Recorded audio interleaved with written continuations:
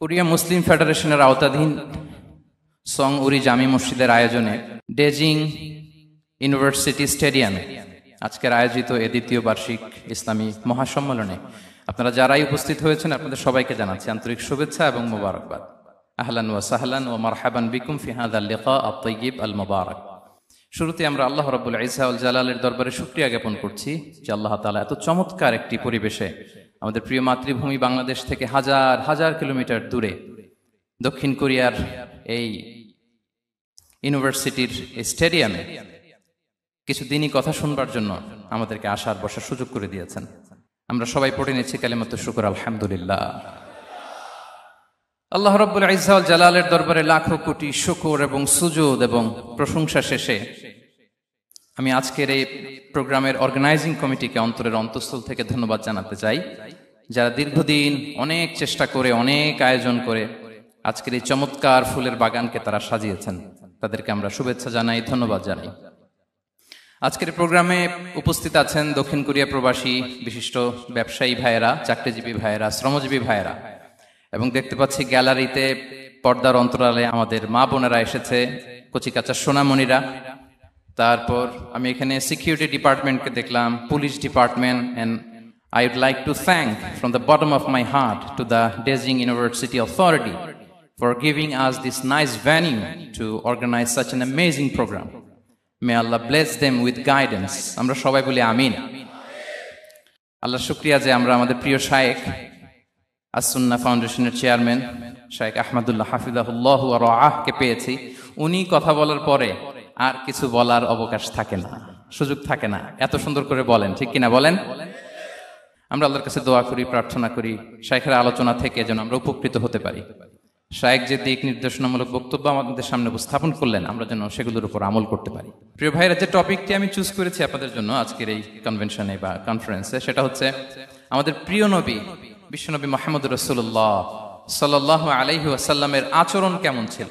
কেমন ছিল আমার প্রিয় নবীজির আচরণ? তিনি মানুষের সাথে কেমন আখলাকে, কেমন ব্যবহার তিনি করতেন, কেমন ডিলিংস করতেন, তার ইন্টারাকশন গুলো মানুষের সাথে কেমন ছিল, তার আচরণ কেমন ছিল, এই টপিকে আমরা কথা শুনবো। আমরা যদি কোরআনকে জিজ্ঞেস করি যে কোরআন তুমি বলো তো বিশ্বনবী সাল্লাল্লাহু আলাইহি ওয়াসাল্লামের আচরণ কেমন ছিল, আমার নবীর আখলাক কেমন ছিল, ব্যবহার কেমন ছিল, কোরআন খুব প্রিসাইজলি আমাদেরকে জানায় এবং বলে যে ওয়া ইন্নাকা লাআলা খুলুকিন আযীম, and verily you are on a very good standard of character. এর অর্থ হচ্ছে নবী হে, নিশ্চয়ই আপনি নৈতিক চরিত্রের সর্বোচ্চ মানের উপর প্রতিষ্ঠিত। সুবহানাল্লাহ। চারিত্রিক মাধুর্যতা, চারিত্রিক নির্মলতা, উন্নত চরিত্র, সর্বোত্তম চরিত্র বলতে আমরা যা বুঝাই তার সবটা দিয়ে আল্লাহ তাআলা বিষ্ণু ইসলামের চরিত্রকে নির্মাণ করেছেন। বিষ্ণু ইসলামের মাথার চুল থেকে পায়ের নখ পর্যন্ত একটা কলমের কালির ডট ফেলার ক্ষমতা বিশ্বের কারণে, ঠিক কিনা বলেন? এজন্য আল্লাহ বলছেন ওয়া ইন্নাকা লাআলা খুলুকিন আযীম, নৈতিক চরিত্রের সর্বোচ্চ স্ট্যাটাস, সর্বোচ্চ মানে আপনি নবী হে প্রতিষ্ঠিত। এবং তিনি বলতেন ওয়া ইন্নামা বুইসতু লিউতাম্মিমা মাকারিমাল আখলাক, আমি উত্তম আচরণের পূর্ণতা দান করার জন্য এই পৃথিবীতে এসেছি, উত্তম চরিত্রের পূর্ণতা দিতে, চারিত্রিক পূর্ণতা দিতে, বিশ্ববাসীকে উত্তম চরিত্র শেখাবার জন্য এই পৃথিবীতে এসেছি। বিষ্ণু ইসলামের চরিত্রের চাইতে সুন্দর চরিত্র এই পৃথিবীতে কারো কি হতে পারে? আমরা তো আমাদের নেতাদের চরিত্রের ব্যাপারে বলি আমার নেতার চরিত্র ফুলের মতো। আসলে কোথায় কি বলতে হবে এই সেন্সটাই আমাদের নাই। আল্লাহু আকবার। বিষ্ণু ইসলামের চরিত্রের ব্যাপারে স্বয়ং আল্লাহ তাআলা সার্টিফাই করেছেন। এবং আম্মা জান আয়েশা রাদিয়াল্লাহু তাআলা আনহাকে যখন জিজ্ঞেস করা হতো যে হে আম্মা আপনি বলেন তো আমাদের নবীজির চরিত্র কেমন ছিল, কাইফা কানা খুলুকু রাসূলিল্লাহ, কেমন ছিল নবীর চরিত্র, সাহাবারা বড্ড আগ্রহ নিয়ে জিজ্ঞেস করতেন। আম্মা জান আয়েশা বলেছেন কানা খুলুকুহু আল কোরআন, বিষ্ণু ইসলামের চরিত্র ছিল কোরআনী চরিত্র। কোরআনে যা করতে বলা হয়েছে, যা করতে বারণ করা হয়েছে তা প্র্যাকটিক্যালি বিশ্বনবীর জীবনে সেটা করে দেখানো হয়েছে। এবং তিনি বলতেন ইনদামা রাসূলুল্লাহ সাল্লাল্লাহু আলাইহি ওয়াসাল্লাম ইয়ামশি আলাল আরদ কাআন্নাল কুরআন ইয়ামশি আলাইহি, বিষ্ণু ইসলাম যখন রাস্তা দিয়ে হেঁটে যেতেন as if a living Quran is walking on the street, মনে হতো একটা জীবন্ত কোরআন রাস্তা দিয়ে হেঁটে যাচ্ছে। এত সুন্দর ছিল বিষ্ণু ইসা ইসলামের চরিত্র। উনি যে নিজেই উত্তম আচরণের ছিলেন তাই নয়, তিনি সর্বোত্তম আচরণ যেন আমরা অর্জন করি এটার ব্যাপারে গুরুত্ব আরোপ করেছেন। রাসূল সাল্লাল্লাহু আলাইহি ওয়াসাল্লামকে জিজ্ঞেস করা হলো, নবী হে, কোন জিনিস মানুষকে সবচেয়ে বেশি আল্লাহর জান্নাতে প্রবেশ করাবে? সুইলা রাসূলুল্লাহ সাল্লাল্লাহু আলাইহি ওয়াসাল্লাম আন আকসারি মা ইউদখিলুন নাস আল জান্নাহ। জিজ্ঞেস করা হলো, নবী কোন জিনিস মানুষকে বেশি জান্নাতে ঢুকাবে? বিষ্ণু বললেন, তাকওয়াল্লাহ ওয়া হুসনুল খুলুক। এক হচ্ছে আল্লাহর ভয়, আরেক হচ্ছে সুন্দর আচরণ। সুবহানাল্লাহ। তাহলে এই হাদিস থেকে বুঝলাম যারা বেশি নামাজ পড়বে তারা বেশি জান্নাতে ঢুকবে নাকি? নামাজ পড়তে পড়তে যারা কপাল কালো করে ফেলছে এরা ঢুকবে না? যারা হজ করতে করতে বড় হাজী সাহেব হয়েছে, জিকির করতে করতে হাতে 3-4টা তাসবিহ রেখেছে, তাদের কথা বলা হয়েছে? এগুলো নিঃসন্দেহে অনেক বড় আমল, কিন্তু সবচাইতে বেশি জান্নাতে প্রবেশ করাবে যে আমল, বিষ্ণু বললেন এক হচ্ছে আল্লাহর ভয়, আরেক হচ্ছে সর্বোত্তম আচরণ। প্রিয় ভাইরা, ইসলামের মেজাজটাকে চিনে নেন, ইসলামের এসেন্সটাকে বুঝে নেন। আমরা ভালো আচরণকে গুরুত্ব দিতে চাই না। অনেক নামাজি লোক দেখবেন নামাজ পড়তে পড়তে কপালে কালো দাগ ফেলে দিছে, বাসায় বউয়ের সাথে খারাপ আচরণ করে, খিটখিটে মেজাজের, প্রতিবেশীর সাথে শুধু ঝগড়া, কলিগদের সাথে ঝগড়া, মারামারি, দুঃসম্পর্ক, এরকম আছে না নাই বলেন? আছে না? কিন্তু নামাজি, অনেক বড় হাজি, একদিনও কোরআন তেলাওয়াত মিস হয় না, তো এত ইবাদত করেও সে ইসলামের আসল এসেন্সটাকে ধরতে পারে নাই। বিষ্ণু বললেন সবচেয়ে বেশি জান্নাতে প্রবেশ করাবে যে দুটি আমল, একটি হচ্ছে তাকওয়াল্লাহ, আল্লাহর ভয়, আরেকটি হচ্ছে উত্তম আচরণ, সর্বোত্তম আচরণ। তো আমরা যেন উত্তম আচরণের অধিকারী হই, আমার স্ত্রীর সাথে যেন ভালো আচরণ করি, প্রতিবেশীর সাথে যেন ভালো আচরণ করি, ছেলে মেয়েদের সাথে যেন আমাদের অ্যাটিটিউডটা ভালো থাকে, আচরণটা ভালো থাকে, কলিগের সাথে যেন ভালো থাকে।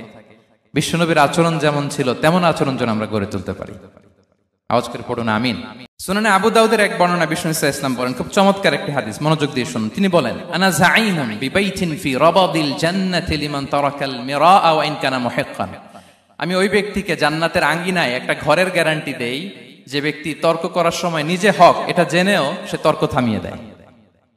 অনেক সময় হয় না, অনেকে পায়ে পাড়া দিয়ে ঝগড়া করতে আসে, এরকম আছে না নাই? আপনি চুপচাপ দেখবেন একটা বাজে কমেন্টস করতেছে, আবার কমেন্টের নিচে কমেন্ট, আবার গালি, হ্যাঁ আছে না এরকম? বিষ্ণু বলেন নিজে হক এটা জানার পরেও আর যাতে তর্ক না বাড়ে, যে তর্ক থামিয়ে দেয় জান্নাতের আঙ্গিনায়, তাকে আমি একটা ঘরের গ্যারান্টি দেই। ওয়াবিবাইতিন ফি ওয়াসাতিল জান্নাতি লিমান তারাকাল কাযিবা ওয়া ইন কানা মাযিহান। আর ওই ব্যক্তিকে আমি জান্নাতের মাঝখানে একটা ঘরের গ্যারান্টি দেই যে ব্যক্তি কৌতুক করার সময়ও মিথ্যা পরিহার করে। করতেছে কৌতুক, ফান করতেছে আর কি, হি ইজ কিডিং, ফান করে, কৌতুক করে, কিন্তু কৌতুকের সময় সে মিথ্যা বলে না। এই স্বভাব যাদের, তাদেরকে আমি জান্নাতের মাঝ বরাবর একটা ঘরের গ্যারান্টি দেই। এরপর বিষ্ণু কি বলে দেখেন, তিনি বলেন ওয়াবিবাইতিন ফি আ'লাল জান্নাতি লিমান হাসানা খুলুকাহ। আর জান্নাতের একেবারে হাইস্ট পিক অফ প্যারাডাইস, জান্নাতের সর্বোচ্চ স্তরে আমি একটা ঘর বা একটা বাসভবনের গ্যারান্টি ওই ব্যক্তিকে দেই যে তার আচরণটা সুন্দর করেছে, যে সুন্দর আচরণের অধিকারী হয়েছে, তাকে জান্নাতের হাইস্ট পিকে আমি একটা বাসভবনের গ্যারান্টি দেই। তাহলে বলেন তো আমাদের আচরণটা সুন্দর করার দরকার আছে না নাই? এটা খুব ছোটখাটো একটা আমল, তাই না? কথা বলেন। দক্ষিণ কোরিয়া প্রবাসী ভাইরা আওয়াজ করে বলেন, এটা কি ছোট আমল? দেখলে সালাম দিব, সুন্দরভাবে কথা বলবো, ভালো উইশ করব, হ্যাঁ, হিংসা জিঘাংসা অহংকার থেকে মুক্ত থাকবো, খিটখিটে মেজাজের হব না, অলওয়েজ স্মাইলিং ফেস থাকবে আমার, হৃদ্যতাপূর্ণ আচরণ। এই কাজটা কি ছোট আমল? আওয়াজ করে বলেন, এই আমলটা কি ছোট না বড়? প্রিয় ভাইরা, বিষ্ণু ইসলাম সবার সাথে এরকম মাধুর্যতাপূর্ণ আচরণ করতেন, ছোট থেকে বড়, নারী থেকে পুরুষ, বন্ধু থেকে শত্রু, সবার সাথে সুন্দর আচরণ করতেন। এবং তার এই চমৎকার আচরণে মুগ্ধ হয়ে তার অনেক শত্রু মুহূর্তে তার বন্ধুতে পরিণত হয়েছে। তাহলে আসুন আমরা দেখি আমাদের প্রিয় নবীজির আচরণ কেমন ছিল। শুরুতেই আমরা দেখি যে শিশুদের সাথে বিষ্ণু ইসলাম কেমন আচরণ করতেন, সেটা আমরা শুনবো। আমরা যদি থ্রু দ্য লেন্স অফ সিরা অথবা through the lens of Sunnah lens দিয়ে আমরা তো এক একজন এক এক লেন্স লাগাই, তো দেখবেন যে সুন্দর একটা গ্লাস পরলে যেটা যেই কালার ওইটা দেখা যায়, কিন্তু নীল গ্লাস পরলে গোটা দুনিয়াটা, লাল গ্লাস লাগালে দুনিয়াটা। এই জন্য কোরআনের লেন্স দিয়ে আমরা বিশ্ব দেখি। কোন লেন্স দিয়ে বিশ্ব দেখব? We see the world through the lens of Quran. আজকের আলোচনাটা আমরা করব থ্রু দ্য লেন্স অফ সিরা। সিরাতের আলোকে, সুন্নাহর আলোকে দেখি বিষ্ণু ইসলাম শিশুদের সাথে তিনি কেমন আচরণ করতেন। বিষ্ণু ইসলামের কাছে যখন কোনো শিশু নিয়ে আসা হতো, তিনি তাহনিক করতেন। হাদিসে এসেছে, সিরায় এসেছে। তাহনিক কি? খেজুর চিবিয়ে খেজুরের মিষ্টি রস লালাসহ বাচ্চার মুখে লাগিয়ে দিতেন। আলেমদের কাছে, অনেক আলেমদের কাছে আসে, আমার কাছে অনেকে এসেছে বাচ্চাদেরকে নিয়ে। তো আমরা এই সুন্নাহর উপর আমল হিসেবে খেজুর চিবিয়ে এর রসটা মুখে ঢুকিয়ে দিয়েছি। বারাকা, বিষ্ণু ইসলামের বারাকা নেওয়ার জন্য আসতো ছোট্ট বাচ্চাদেরকে নিয়ে। মদিনায় যখন সাহাবারা হিজরত করলেন মক্কা থেকে, মুসলিমদের ঘরে সন্তান সন্ততি নাই, বাচ্চা কাচ্চা হয় না। ইহুদিরা টিটকারি করে, এই তো মুসলমানদের সন্তান নাই। সর্বপ্রথম যেই সন্তান হয়েছে তিনি হচ্ছেন আয়েশা রাদিয়াল্লাহু তাআলা আনহার বড় বোন আসমা বিনতে আবু বকরের ঘর উজাড় করে এক সন্তান এসেছে, পুত্র সন্তান, নাম হচ্ছে আব্দুল্লাহ। কি নাম? আব্দুল্লাহ ইবনে জুবাইর। তো আসমা আব্দুল্লাহকে কোলে নিয়ে বিশ্বনবীর কাছে আসলেন। বিশ্বনবী খেজুর চিবিয়ে ওনার লালা মিশ্রিত রস খেজুর সহ মুখে লাগিয়ে দিলেন। তো আসমা সবসময় গর্ব করে বলতেন যে আমার সন্তানের পাকস্থলীতে সর্বপ্রথম যেটা ঢুকেছে এটা হচ্ছে বিশ্বনবীর লালা মিশ্রিত খেজুরের রস। আল্লাহু আকবার। বাচ্চারা আসলে বিশ্বনবী তাহনিক করতেন, এবং এটা ল্যাবরেটরিক্যালি প্রুভড, সায়েন্টিফিক্যালি প্রুভড যে বাচ্চার জন্মের পরে এরকম মিষ্টি দিলে, স্পেশালি ডেটস নির্যাস যদি দেয়া হয়, তাহলে এটা তার ইমিউন সিস্টেম বাড়ায়, রোগ প্রতিরোধ ক্ষমতা বাড়ায়, তার ব্লাড সার্কুলেশন বাড়ায়, রক্ত সঞ্চালন বাড়ায়। বিশ্বনবী এটা করতেন। অনেক মায়েরা বরকতের জন্য বিশ্বনবীর কোলে বাচ্চা দিতেন। অনেক বাচ্চা বিশ্বনবীর কোলেই পেশাব করেছে, হাদিস সাক্ষী। ওখান থেকে মাসালা এসেছে, মেয়ে বাচ্চা পেশাব করলে কিভাবে ক্লিন হবে, ছেলে বাচ্চা পেশাব করলে কিভাবে ক্লিন হবে। বিশ্বনবী কোলে নিয়েছেন, পেশাব করে দিছে ভরায়া। আল্লাহু আকবার। বাচ্চাদের মাথায় তিনি হাত বুলিয়ে দিতেন। যেই বাচ্চার মাথায় বিশ্বনবী হাত বুলাতেন, ওই বাচ্চার মাথায় খুব বেশি বেশি চুল গজাতো। সুবহানাল্লাহ পড়বেন না? এক ভণ্ড, সেও ছিল নবী দাবিদার, মুসাইলামাতুল কাযযাব। সে নবীকে কপি করত, নবী যা যা করতো তাই করত। তো সেও তার এলাকায় অনেক বাচ্চাদের মাথায় হাত বুলাই দিতে শুরু করলো, যে মোহাম্মদ বাচ্চার মাথায় হাত বুলালে বাচ্চার মাথায় চুল বড় হয়, আমিও তাই করবো। সে বলতো আমিও নবী।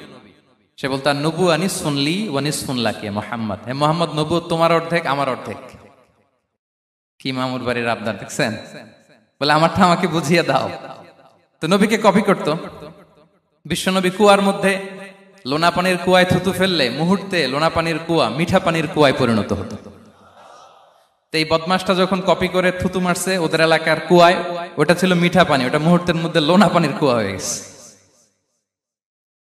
তো বিশ্বনবীকে কপি করে সে তার এলাকার নবজাতক বাচ্চাদের মাথায় যখন হাত বুলিয়ে দিতে শুরু করলো, পরবর্তীতে দেখা গেল ওই বাচ্চাগুলো আজীবন ছিল টাক মাথা।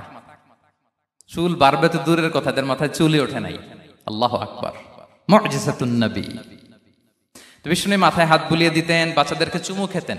আপনারা বাচ্চাদেরকে কোলে নেবেন, আদর করবেন, চুমু খাবেন, বিশ্বনবীর সুন্নাহ এটা। বাচ্চাদের সালাম দিতেন। মাঝে মাঝে বাচ্চাদের সাথে মজা করতেন, তাদের সাথে খেলাধুলা করতেন। বাসার সময় পেলে এটা করবেন, ছেলেমেয়েদেরকে নিয়ে খেলতে নেমে যাবেন। শুধু বাচ্চাদের সাথে ফান করতেন এমন না, ভুল দেখলে শুধরে দিতেন। এক ছোট্ট বাচ্চা কোলে বসে খাবারের প্লেট থেকে এখান থেকে ধরে ওখান থেকে ধরে, তাও বাঁ হাতে। বিশ্বনবী বললেন, ইয়া গোলাম সাম্মিল্লাহ, বিসমিল্লাহ বলো। কুল বিয়ামিনি, বাঁ হাতে নয় ডান হাতে খাও। ওয়া কুল মিম্মা ইয়ালিক, আর এদিক সেদিক থেকে নয়, তোমার সামনে যেটা আছে ওইটা খাও। সুবহানাল্লাহ, শুধরে দিতেন। সাদাকার খেজুরের স্তূপ ছিল, যাকাতের খেজুর। হাসান রাদিয়াল্লাহু তাআলা আনহু, বিষ্ণু ইসলামের দহিত্র, ছোট্ট মানুষ, হাঁটতে হাঁটতে যে খেজুরের স্তূপের দিকে খেজুর নিয়ে খেলতে যায়, হঠাৎ একটা খেজুর খেতে আরম্ভ করলেন। বিষ্ণু বললেন, কিখ কিখ, থামো থামো, ওয়াক থু থু। আমরা যে বাংলা ওয়াক থু বলি, এটার আরবি হচ্ছে কিখ। এই নানা ভাই, রাখো রাখো রাখো।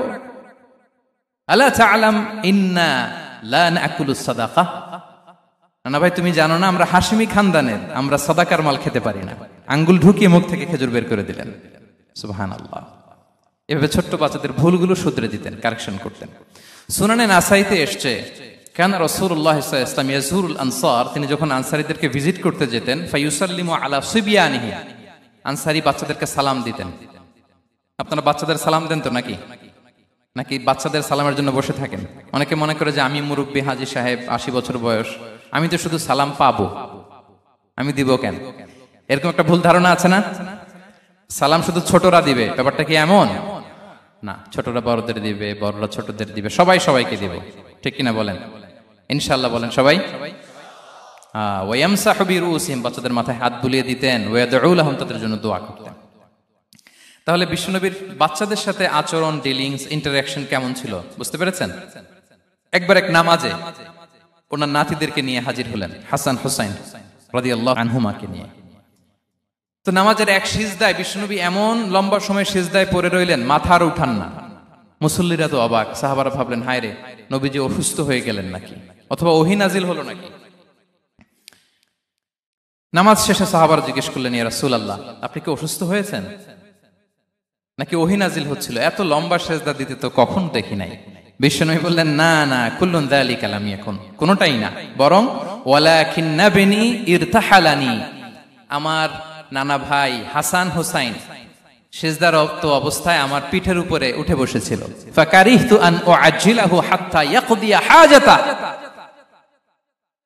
আমি উঠে গেলে তাদের ডিস্টার্ব হবে, এজন্য সিজদায় পড়েছিলাম। যতক্ষণ তাদের পিঠে উঠে খেলতে মনে চেয়েছে তারা খেলেছে, তারা নেমেছে, তারপরে সিজদা থেকে মাথা উঁচু করে দাঁড়িয়েছি।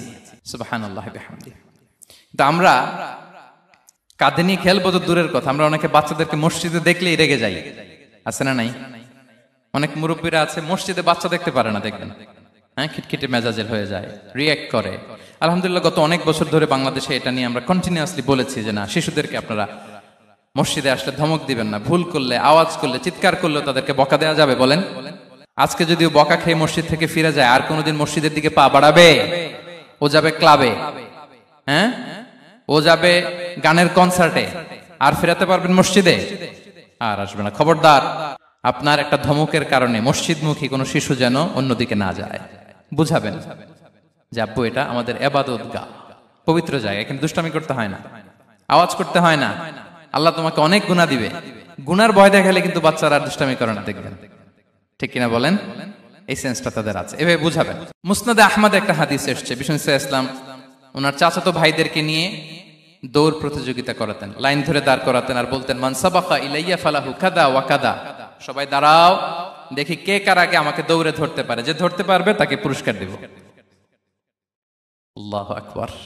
এবং বিশ্বনবীর এই কথা শুনে সবাই দৌড়ে যে বিশ্বনবীর ঘাড়ের উপর উঠতো, বুকের উপর উঠতো, ঝাঁপিয়ে পড়তো, বিশ্বনবী সবাইকে ধরে আগলে নিতেন, প্রত্যেকের গালে চুমু খেতেন। পড়েন সুবহানাল্লাহ।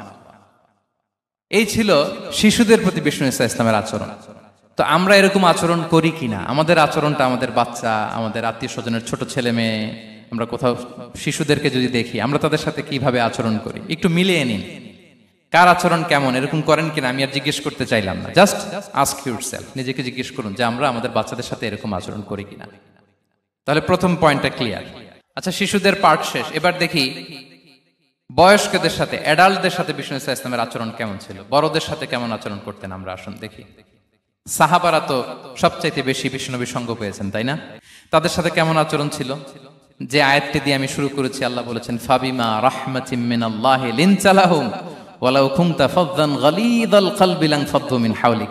সাহাবারা বিশ্বনবীর এত ভালোবাসা পেয়েছেন, এত সুন্দর আচরণ পেয়েছেন, তারা বিশ্বনবীকে সব সময় আগলে রাখতে চাইতেন, ঘিরে থাকতে চাইতেন, তার সঙ্গ ছাড়তে চাইতেন না। পড়েন সুবহানাল্লাহ। বাসায় ভাল লাগে না, বিশ্বনবীর কাছে চলে যেতেন। ওয়াইফের সাথে মনোমালিন্য, নবীর দরবারে চলে যেতেন। এমনকি কোন সাহাবীর পেটে যদি ক্ষুধা লাগতো, ঘরে খাবার না থাকতো, তারা বিশ্বনবীর কাছে চলে যেতেন। তারা বলতেন, নবীর চেহারার দিকে তাকিয়ে থাকলেই আমাদের ক্ষুধা মিটে যেত। আগলে রাখতেন সবসময় বিষ্ণু ইসলামকে। আর সবসময় বিষ্ণু ইসলাম একটা স্মাইলিং ফেস নিয়ে তাদের সাথে কথা বলতেন, মুচকি হাসবেন। বিষ্ণু বলেন, তাবাসসুমুকা ফি ওয়াজহি আখিকা সাদাকা, you smile to your brother, it's a charity. তোমার ভাইয়ের দিকে তাকিয়ে তুমি যে মুচকি হাসো, এটা সাদাকা দেওয়ার সওয়াব কামিয়ে ফেলো তুমি। এবং সাহাবারা বলতেন, মা রাআইতু আহাদান আকসারা তাবাসসুমান মিন রাসূলিল্লাহ সাল্লাল্লাহু আলাইহি ওয়াসাল্লাম। বিশ্বনবীর চাইতে বেশি কাউকে আমরা কোনোদিন মুচকি হাসি দিতে দেখিনি। মুচকি হাসেন তো আপনারা? মুচকি হাসবেন, হাসলে যদি সাদাকার সওয়াব হয় তো আমরা মুখ গোমরা করে রাখবো কেন? দেখবেন যিনি মুচকি হাসে তাকে সবাই পছন্দ করে, আর যিনি গোমরা মুখ থাকে তার দেখতে ভালো লাগে। আমার ভালো লাগে না, আপনাদের লাগে? হাসি কিন্তু সংক্রামক, ইতিবাচক ভাবে সংক্রামক। আপনি হাসলে দেখবেন হেসে হেসে কথা বলে যার সাথে বলতেছেন তারও একটা হাসি। আপনি গোমরা মুখ থাকলে ওই ব্যক্তিও গোমরা মুখ, ঠিক কিনা বলেন? এবং মুচকি হাসলে স্বাস্থ্য ভালো থাকে, মানসিক স্বাস্থ্যের সাথে এটা সম্পর্ক আছে। দেখেন বিষ্ণু ইসলাম কেমন কনসিডারেট ছিলেন। বিশ্বনবী যদি কারোর সাথে মুসাফা করতেন, ভাই একটু হাত মিলান তো, এই যে ওই লোক হাত সরানোর আগে বিশ্বনবী হাত সরাতেন না। যখন উনি হাতটা টান দিতেন তখন নবী হাত টান দিতেন। কারোর সাথে কথা বলার সময় এইভাবে আর চোখে তাকাতেন না, এইভাবে না। কথা বলতে হইলে ঘুরে তার দিকে হয়ে তাকে সম্মান দিয়ে রেসপেক্ট দিয়ে কথা শুরু করতেন। কেউ কোনো গুরুত্বপূর্ণ কথা কানে কানে বলতে চাইলে তিনি কথা শেষ না হওয়া পর্যন্ত মাথা সরাতেন না। সুবহানাল্লাহ, আসতে বলেন। আল্লাহু আকবার, আল্লাহু আকবার। একটু মিলিয়ে নেই, আসলে কি আমরা পারি এত চমৎকার আচরণ উপহার দিতে? কতটা কনসিডারেট ছিলেন দেখেন। এক বেদুইন, অক্ষর জ্ঞানহীন মানুষ, সভ্যতার ছোঁয়া তার মধ্যে লাগেনি। সে মসজিদে নববীতে ঢুকে একবার মসজিদে নববীর মাঝখানে পেশাব করা শুরু করলেন।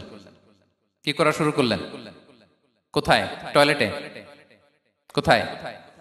ইসলামের সবচাইতে দ্বিতীয় সবচাইতে পবিত্র জায়গা বিশ্বনবীর মসজিদের মাঝখানে। সাহাবারা তাকে মারতে উদ্ধত হলেন। বিশ্বনবী বললেন, দাও, থামো থামো, এই থামো থামো। কারণ প্রস্রাব করার সময়, টয়লেট করার সময় হুট করে কাউকে ধমক দেওয়া যায় না, ডাকা যায় না, দরজায় বড় নক করা যায় না, করলে তার ক্ষতি হতে পারে, এটা করবেন না। বিষ্ণু বললেন, দাও ওয়া হারিকু আলা বাউলিহি সাজলান মিন মা। এই রাখো রাখো, বেচারাকে পেশাব করতে দাও, করতে দাও, করতে দাও, পেশাব করতে দাও। সে পেশাব শেষ করলো। বিষ্ণু বললেন, এক বালতি পানি ঢেলে দাও। এই এক বালতি পানি বালুতে মিশে জায়গাটা পরিষ্কার হয়ে যাবে। এরপর বিষ্ণু ইসলাম বললেন, ফাইন্নামা বুইসতুম মুয়াসসিরিন ওয়া লাম তুবআসু মুআসসিরিন। তোমরা এত কঠোর হচ্ছ কেন? আল্লাহ তো তোমাদেরকে কঠোর করে পৃথিবীতে পাঠাননি, সহজপন্থী করে আল্লাহ তাআলা আমার এই উম্মতকে পৃথিবীতে পাঠিয়েছে। পড়েন সুবহানাল্লাহ। দেখেন কত চমৎকার আচরণের ছিলেন। এবং পরে লোকটাকে বুঝিয়ে বললেন, সে কালিমা পড়ে মুসলমান হয়ে গিয়েছে। আল্লাহু আকবার। এই ছিল বিষ্ণু ইসলামের ইন্টারাকশন সাহাবাদের সাথে। এবং সাহাবাদের জন্য তিনি দোয়া করতেন প্রাণ ভরে। প্রিয় ভাইরা, দোয়া চাওয়া, দোয়া করা দুটোই সুন্নাহ। প্রাণ ভরে তিনি সাহাবাদের জন্য দোয়া করেছেন। বিষ্ণু ইসলাম একবার ওয়াশরুম সেরে এসে দেখলেন কে যেন অজুর পানি রেখে গিয়েছে। জিজ্ঞেস করলেন, কে রেখেছে? বলা হলো, আব্দুল্লাহ ইবনে আব্বাস রেখে, ছোট্ট আব্দুল্লাহ। বিষ্ণু ইসলাম খুশি হয়ে গেলেন, হায় রে, সে কিভাবে খেয়াল করলো, আমি এখন ওয়াশরুম থেকে আসলেই তো আমার অজুর পানি লাগবে। খুশি হয়ে একটা দোয়া করলেন তার জন্য। তিনি বললেন, আল্লাহুম্মা ফাক্কিহহু ফিদ্দীন ওয়া আল্লিমহু তা'ওয়িল। মানে হে আল্লাহ, আপনি তাকে দ্বীনের জ্ঞান দেন এবং কোরআনের ব্যাখ্যা তারে শিক্ষা দেন। বিশ্বনবীর এই দোয়া এমন ভাবে কবুল হয়েছে, এই আব্দুল্লাহ ইবনে আব্বাস যত মুফাসসির পৃথিবীতে আসবে সকল মুফাসসিরদের সম্রাট হিসেবে আল্লাহ তাকে কবুল করেছেন। বিশ্বনবীর দোয়া তারা পেয়েছেন। উম্মে সুলাইম রাদিয়াল্লাহু তাআলা আনহা, আনাস রাদিয়াল্লাহু তাআলা আনহুকে নিয়ে আসলেন। বললেন, নবী হে, আপনি এসেছেন, আমরা যে এত খুশি মদিনাবাসী, সবাই দেখে আপনার হাতে কিছু না কিছু হাদিয়া দেয়। আমি কি দিব?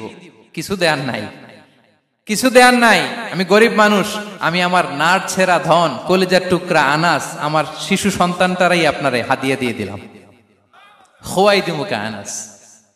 নবী হে, সে আপনার ছোট্ট খাদেম হবে, আপনার কাজ করে দিবে। উদুল্লাহ আলাহ, আপনি তার জন্য একটু দোয়া করেন। বিষ্ণুনবী দোয়া করলেন। কি দোয়া করলেন? আল্লাহুম্মা আকসির মালাহু ওয়া ওয়ালাদা। আল্লাহ আনাসের সম্পদও বাড়ায় দাও, ওয়া ওয়ালাদা, তার সন্তানও বাড়ায় দাও। দেখেন এই দোয়ার কি বরকত। এই দোয়ার বরকতে আনাস বলে, মদিনাতে যত খেজুর বাগান ছিল সবগুলো খেজুর বাগানে বছরে খেজুর হতো একবার, কিন্তু নবীর দোয়ার বরকতে আমি আনাসের বাগানে খেজুর হতো বছরে 2 বার। আর উনার সর্বসাকুল্যে ছেলে মেয়ে ছিল, কোন বর্ণনায় 78 জন, কোন বর্ণনায় 80 জন। আমাদের পুরো বংশে আছে 80 জন। কথা বলেন, আপনার পুরো গোষ্ঠীতে 80 জন আছে? উনার শুধু ছেলে মেয়ে, একজনের ছেলে মেয়ে কয়জন? 80 জন। বিশ্বনবীর দোয়া কি ইন্টারেকশন দেখেন। একজন ট্রু লিডারের কি বৈশিষ্ট্য। তিনি সাহাবীদের ভালো গুণ দেখলে তাদেরকে উৎসাহিত করতেন, ইন্সপায়ার করতেন, প্রশংসা করতেন। আবু মুসা আল-আশআরী রাদিয়াল্লাহু তাআলা আনহু, তিনি রাত জেগে চমৎকার কণ্ঠে তেলাওয়াত করতেন। একদিন তার ঘরের পাশ দিয়ে বিশ্বনবী যাচ্ছিলেন। পরের দিন বললেন, আবু মুসা, আমি কিন্তু তোমার কণ্ঠ শুনেছি, বড় সুরেলা গলা তোমার, লাকাত উতিতা মিজমারান মিন মাজামিরি আলি দাউদ। দাউদ নবীর গলায় আল্লাহ যে সুরের ঝংকার দিয়েছেন, এই উম্মতের মধ্যে আল্লাহ তোমার গলায় সেই সুরের লহরী ঢেলে দিয়েছেন। আচ্ছা বলেন, নবী যদি প্রশংসা করে যে তোমার তেলাওয়াতটা খুব সুমধুর হয়েছে, তার কেমন লাগবে বলেন তো? আচ্ছা নবী বাদ দেন, শায়েখ আব্দুর রহমান আস-সুদাইস এসে যদি আপনারে বলে তোমার কণ্ঠটা তো বড় মিষ্টি, কেমন লাগবে আপনার? আর স্বয়ং বিশ্ব নবী যদি বলে, সুবহানাল্লাহ পড়বেন না? আল্লাহু আকবার। এইভাবে রাসূল সাল্লাল্লাহু আলাইহি ওয়াসাল্লাম সাহাবাদেরকে উৎসাহিত করতেন। মাঝে মাঝে প্রশ্ন করতেন, তাদের অ্যাটেনশন গ্রো করার জন্য তিনি প্রশ্ন করতেন। একবার বলেন দেখি, কে বলতে পারে ইন্না মিনাশ শাজারি শাজারা লা ইয়াসকুতু ওয়ারাকুহা মাসালুহা মাসালুল মুমিন। একটা গাছ আছে, এই গাছের পাতা ঝরে না, এর দৃষ্টান্ত মুমিনের দৃষ্টান্ত। কে পারো দেখি? কোন সাহাবী পারে না, কারণ তারা ভাবতেছিল দূরের ওই সিরিয়ার কোন গাছ হবে, অমুক জায়গার মরুভূমির গাছ হবে, ঘরের পাশে যে খেজুর গাছ ওইটা আর কেউ ভাবে না। ভাবছে প্রশ্ন যেহেতু করছে, এত সহজ উত্তর হইলে তো প্রশ্ন করার কথা ছিল না। তারা এইটা বলে ওইটা বলে, ক্যাকটাস গুলমলাতা ওই গাছ। নবী বলে না, ইন্নাহা আন-নাখলা, এটা খেজুর গাছ। কি গাছ? তো আব্দুল্লাহ ইবনে ওমর তখন খুব ছোট, তিনি মনে মনে ধরে ফেলছিলেন, কিন্তু ভয়ে বলে না। তো বাসায় যে ওমর রাদিয়াল্লাহু আনহু বলে, আব্বা আপনারা কেউ পারেন না, আমি তো জানতাম এটা খেজুর গাছ, তো বললা না যে? আব্দুল্লাহ বলে, আপনি পারেন না, অন্যান্য সাহাবারা বাচ্চা ছাড়া কেউ পারে না, আমি কেমনে কই? ওমর রাদিয়াল্লাহু বললেন, আজকে যদি তুমি বলতে পারতে লাল উট পেলে আরবরা যে যত খুশি হয়, আমি তার চেয়েও বেশি খুশি হয়ে যেতাম। নবীর সামনে আমার বুকটা এত বড় হয়ে যেত। আল্লাহু আকবার। দেখেন, প্রশ্ন ছুড়ে দিয়ে মনোযোগ আকর্ষণ করতেন সাহাবাদের। রসিকতা করতেন মাঝে মাঝে, রসিকতা। এক সাহাবী বলেন, ইয়া রাসূলুল্লাহ, আমার চলতে বড্ড কষ্ট হয়, আপনি যদি দয়া করে আমাকে একটা উট দিতেন, তাহলে আমি রাইড নিতাম এটার উপরে, এটা দিয়ে চলতাম, সফরের কষ্ট কমে যেত। বিষ্ণু বলেন, যাও ঠিক আছে, তোমাকে একটা উটের বাচ্চা দিব। কি দিব? সাহাবী বলেন, ইয়া রাসূলুল্লাহ, আমি চাইলাম কি আর আপনি বললেন কি? আমার তো লাগবে এমন উট যেটা দিয়ে মরুভূমিতে চলা যায়। বিষ্ণু বললেন, ওই উটটাও তো অন্য কোনো না কোনো উটের বাচ্চা। সুবহানাল্লাহ পড়বেন না? ছোট্ট কথা, দেখেন কি রসিকতা, কি সেন্স অফ হিউমার। সুবহানাল্লাহ। সাহাবীদের সাথে এক কাতারে মিশে কাজ করতেন, নিজ হাতে সাহাবীদের সাথে মিশে কি করেছেন? মসজিদে নববী নির্মাণ করেছেন। পঞ্চম হিজরিতে নিজে মরুভূমির বালু খনন করে পেটে পাথর বেঁধে পরীক্ষা খনন করেছেন সাহাবীদের সাথে। True leader. শুধু তাই নয়, সাহাবারা ভালো পরামর্শ দিলে সেটা অ্যাকসেপ্ট করতেন। আমাদের মধ্যে অনেকের একটা ইগোইস্টিক ঝামেলা আছে, বাড়ির কাজের মেয়ে বলছে, কাজের ছেলে বলছে, এই আমার স্টাফ বলছে, এটা আমি কেন শুনবো? এরকম একটা মেন্টালিটি অনেকের আছে না নাই? অনেক সময় তাদের মধ্য থেকেও ভালো পরামর্শ আসতে পারে না? বলেন পারে কিনা? বিশ্বনবী দেখতেন, কেউ ভালো পরামর্শ দিলে সেটা পিক করতেন, নিয়ে নিতেন। বদরের যুদ্ধে মুসলিম সৈন্যরা কোথায় ক্যাম্প করবে, বিশ্বনবী হঠাৎ একটা জায়গায় ক্যাম্প স্থাপনের নির্দেশনা দিলেন। হাব্বাব ইবনুল মুনজির রাদিয়াল্লাহু তাআলা আনহু, তিনি বললেন, ইয়া রাসূলুল্লাহ, অনুমতি দিলে একটা কথা বলবো। কি কথা? এই যে আপনি ক্যাম্প স্থাপন করলেন এখানে, এটা কি আল্লাহর আদেশে না আপনার ইচ্ছায়? নবী বললেন, আমার ইচ্ছা, এটা আল্লাহর আদেশ নয়। তাহলে ঠিক হয় নাই, লোকেশন সিলেকশন ঠিক হয় নাই। তাহলে কোথায়? হাব্বাব বললেন, ইয়া রাসূলুল্লাহ, ওই যে কূপ দেখা যায় ওখানে, দ্যাটস আওয়ার লোকেশন, ওখানে করলে ভালো হবে। কেন? বলতেছে, আমরা ওখানে ব্যারিকেড দিয়ে রাখবো, পানি আমাদের কন্ট্রোলে থাকবে, কুরাইশরা পানির অভাবে যুদ্ধ ছাড়াই মরবে, আমরা পানি খেয়ে যুদ্ধ করবো। সুবহানাল্লাহ বলেন। বিশ্বনবী সাথে সাথে হাব্বাবের কথা মেনে নিলেন, বলে যে না, আমি যে ডিসিশন দিয়েছি সৈন্যদের মধ্যে আবার ছড়িয়ে দাও, we should change our location. আল্লাহু আকবার। তাহলে সাহাবাদের সাথে ইন্টারেকশন কি ফ্র্যাঙ্কলি, কি ওপেন মাইন্ডেড। সুবহানাল্লাহ বিহামদিহি। তাহলে শিশুদের সাথে গেল, বড়দের সাথে, সাহাবাদের সাথেও গেল। আল্লাহ। আচ্ছা, 3 নম্বরে স্টাফের সাথে, কর্মচারীর সাথে, সেবকের সাথে বিষ্ণু ইসলাম কি আচরণ করেছেন? বিষ্ণু ইসলামের অনেক খাদেম ছিল, সিরাতে এসেছে। সবার কথা তো বলা যাবে না, একজনের কথা বলি, আনাস রাদিয়াল্লাহু তাআলা আনহুর কথা। আনাস, লক্ষ্মীপুরে আমি এক জায়গায় ওনার কোন একটা ওয়াজ করতে যেয়ে আমি বললাম, আনাস নামটা কেমন লাগে? কারণ অনেকে বাচ্চা নিয়ে এসে বলে, হুজুর নাম রেখে দেন। তাই আমি বললাম, আজকে এখানে নাম দিয়ে দেই আনাস। এই বছর এই লক্ষ্মীপুরে যত বাচ্চা হবে, যাদের মনে চায় আনাস রেখে দিয়েন। 3-4 বছর পরে শুনি আনাস দিয়ে লক্ষ্মীপুর ভরে গেছে। অনেকে আমাকে জানাইছে ছেলের নাম কি আনাস। তো বলে যে, ওই যে হুজুর আপনি 19 সালে আমাদের লক্ষ্মীপুরে এসে বলছিলেন, ওই কথা থেকে আমরা, পেটে ছিল বাচ্চা, আমরা নিয়ত করে ফেলছি আনাস রাখবো। আনাস নামটা অনেক সুন্দর না? সাহাবাদের নামগুলো চুজ করে করে ছেলেদের নাম রাখবেন। উনি ছিলেন বিষ্ণু ইসলামের খাদেম। কোনদিন তিনি কোন ওনার স্টাফকে, সেবককে খাদেমকে মারধর করেন নাই কোনোদিন না। আমরা তো পান থেকে চুন খসলে আল্লাহ, বাংলাদেশে ওই যে লোহার খুন্তি গরম করে কাজের মেয়ের পিঠে শেখা দেয়া হয়, এরকম আছে না নাই? ডাকাত বলেন, মানবাধিকার কর্মী, আবার নারী আন্দোলনের বড় নেত্রী, কিন্তু ঘরের ভেতরে দেখা যায় তার আসল চরিত্র। কারো আসল চরিত্র যদি জানতে চান, কয়েকটা জায়গায় নক করলে জানা যায়। এক হচ্ছে তার বউ তার ব্যাপারে কি বলে, তার স্ত্রী। এরপর তার ড্রাইভার কি বলে, তার ঘরের কাজের মহিলাটা কি বলে। এদের কাছে নক করলেই আপনি বড় সাহেবের আসল তথ্য পেয়ে যাবেন। কথা বুঝতে পেরেছেন? আনাস রাদিয়াল্লাহু তাআলা আনহু বলেন, খাদিমতুন নাবিয়্যা 10 সিনিন ফামা ক্বালা লি উফ ফামা ক্বালা লি লিমা সানা'তা ওয়ালা লিমা লা সানা'তা। আমি 1 বছর 2 বছর নয়, 10 বছর বিশ্বনবীর খাদেম ছিলাম। আওয়াজ করে বলেন তো কয় বছর? একদিনের জন্য আমার কোনো কাজে বিরক্ত হয়, উহ ইস আরে, বিরক্ত হয় আমরা এগুলো বলি না? একদিনের জন্য বলে না, একদিন, একটি মুহূর্তের জন্য। এই 10 বছরে একটিবারও প্যারা নবীজি বলেন নাই, আনাস এটা কেন করলে? একবারের জন্য বলে নাই, আনাস এটা করলে না কেন? একবারের জন্য তিনি বলেন। আনাস রাদিয়াল্লাহু তাআলা আনহু বলেন, একদিন একটা কাজে সম্ভবত জুব্বা আনতে আমাকে বিষ্ণু পাঠিয়েছিলেন। আমি ছোট মানুষ, জুব্বা আনতে যে ভুলে আমি মদিনার বাচ্চাদের খেলা দেখতে আরম্ভ করলাম। বাচ্চারা রাস্তায় খেলাধুলা করে না? বিষ্ণুনবী যেটা আনতে পাঠিয়েছে ওইটা না এনে ভুলে, ছোট মানুষ তো, সেও দাঁড়িয়ে দাঁড়িয়ে মদিনার ছেলে মেয়েদের খেলা দেখতেছে। এখন সময়ের পর সময় যায়, ঘন্টার পর ঘন্টা যায়, আনাস তো আর আসে না জুব্বা নিয়ে। বিষ্ণুনবী ভাবলেন, হায় রে, আনাস মনে ভুলে গেছে, যাই নিজের কাজ নিজেই করে নিয়ে আসি। বিষ্ণুনবী বেরোলেন, বেরোই দেখে ওই তো আনাস, আমার আনাস বাচ্চাদের সাথে খেলা দেখতেছে। আমরা হইলে কি করতাম? আমরা হইলে কি? মাইর, ওই যে ডাইরেক্ট মাইর। আল্লাহ, আজকে তোর একদিন কি আমার একদিন না? বিষ্ণুনবী গেলেন, তিনিও বাচ্চাদের সাথে খেলা দেখতে শুরু করলেন, কিছুই বললেন না, শুধু আলতো হাতে আনাসের পিঠে হাত রাখলেন, ঘাড়ে আলতো হাতে। বিষ্ণুনবীর হাতটা রেশমের চেয়েও সফট ছিল। হাত রাখলেন, হাত রাখাতে আনাস রাদিয়াল্লাহু তাআলা আনহু ফানাযারতু ইলাই, তিনি বললেন আমি পিছনের দিকে তাকালাম, বিষ্ণুনবীর দিকে আমি তাকালাম। হঠাৎ করে দেখলাম যে বিষ্ণুনবী। তাকানোর পর পর আমি ভয় পেয়ে গেলাম, কিন্তু বিষ্ণু সাল্লাল্লাহু আলাইহি ওয়াসাল্লাম ধমকও দেয় নাই, কিরে আনাস তুই এখানে, এটাও বলে নাই। তাকালাম, ওয়া হুয়া ইয়াদহাক, তিনি একটা মুচকি হাসি দিলেন। বললেন, আনাস তোমাকে না কাজে পাঠিয়েছিলাম, এখানে কেন? আনাস বলে, ইয়া রাসূলুল্লাহ ক্ষমা করে দেন, আমি যাচ্ছি। আনাস বলে, বিশ্বনবীর সেদিনের মুচকি হাসির শাসন মরার আগের দিন পর্যন্ত আমার এই সোজা রাস্তায় রেখেছে। ভাইরা আমার, শাসন করতে জানলে পিট্টি দেয়া লাগে না, ধমক দেয়া লাগে না, মার দেয়া লাগে না। শাসন করতে জানলে একটা মুচকি হাসি দিয়ে শাসন করা যায়।